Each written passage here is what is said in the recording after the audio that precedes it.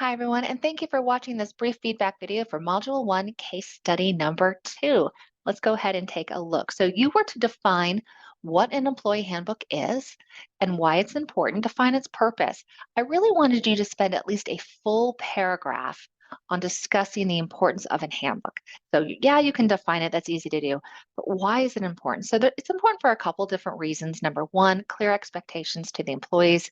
How can employees perform well when they don't know what's expected of them, number one. Number two, it allows the company to be very clear on its policies, the rules, the regulations, and then also consistent on enforcing those policies, right? Now, just because you have a policy in place doesn't mean they are enforced consistently, but at least there's a place where managers and upper management can look and see what policies are and how they're supposed to enforce those policies, right?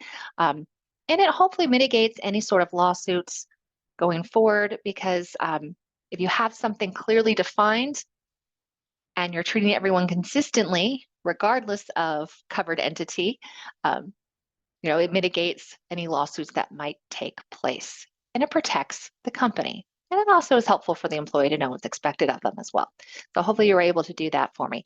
Now, the second part is a little bit more it's a little bit more subjective, right? And so you're to provide an outline or a rough draft of an employee handbook. So there are numerous examples on the internet. Um, the great thing about HR is we don't expect anyone in HR to reinvent the wheel. If you were to search up on the internet, what are some things that should go in the employee handbook? You are going to get 10,000 different resources that are going to help you do that. That's why I love my job in HR when I was in HR, because I never really had to, I never felt alone. I could always find a ton of resources out there to help me do my job well. And so that's the great thing about HR professionals, tons of resources for you. Now, in the academic setting, such as this one, great. I want you to use the internet, but you have to cite those sources. It's a requirement. All right. So what I wanted you to do is kind of provide an outline of what should go in the handbook, and then also briefly explain each item and why it should be included in the outline. So I gave you an example, drug and alcohol use policy. And so employees should report to work fit for duty and not be under the influence of drugs or alcohol. It's just I'm sure the policies in a company are much more involved than that, but that explains what it is. And then the second bullet is this policy is important to the safety of all employees within the organization. All right, so each item should look something like this. You didn't have to write a paragraph on it. Just a quick little sentence or two would suffice.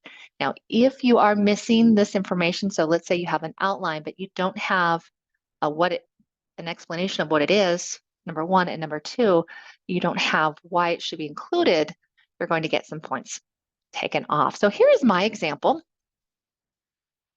As you can see, it's pretty long and lengthy. I'm pretty sure I picked this up somewhere along the way. I did not reinvent the wheel. This is not me personally coming up with this original content. I will put it that way. So I'm all for getting resources on the internet. And so I have it into a couple different sections. I probably did a couple different research projects way in the past. And here's what I've come up with. So I have a section of welcoming new employees, and then all the different content that would go under that section. The mission statements, equal opportunity statement should always be included, at-will statements, the purpose of a handbook, background information of the company, and any orientation information. And then all the policies and procedures. And so we'll talk a little bit about, you can see from my screen, there are quite a few different policies and procedures. Benefits, it talks about benefits, employee and employer responsibility and safety, procedures, and then summary and acknowledgement. So as long as you have most of these items, I'm going to go ahead and give you, full credit. It kind of depends on how much thought you put into this. If it's kind of vague, bare bones, you'll get partial credit. If it has everything it needs to have, for the most part, one or two things missing, it's fine. But here's just some examples out there. And then also, I think one of the most important aspects of an employee handbook is the summary and acknowledgement. talks about the importance of policies and procedures, why you have them at the company.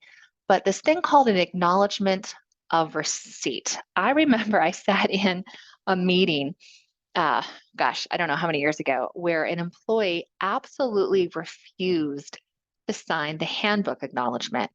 And we had to stress to the employee that signing the acknowledgement is not saying that you agree with these policies, because they didn't agree with, I think, the time off policy. I don't know. I couldn't remember what the policies that they were, that they didn't agree with. But for whatever reason, they did not want to sign the handbook because they didn't agree with all the policies.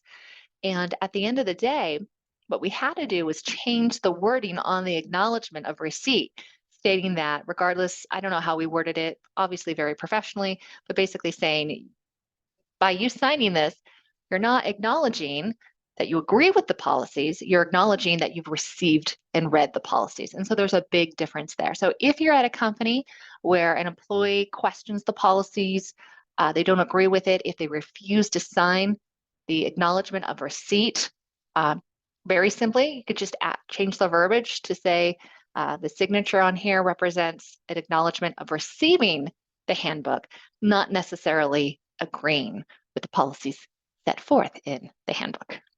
All right. If you have any questions, please feel free to reach out. Thanks so much.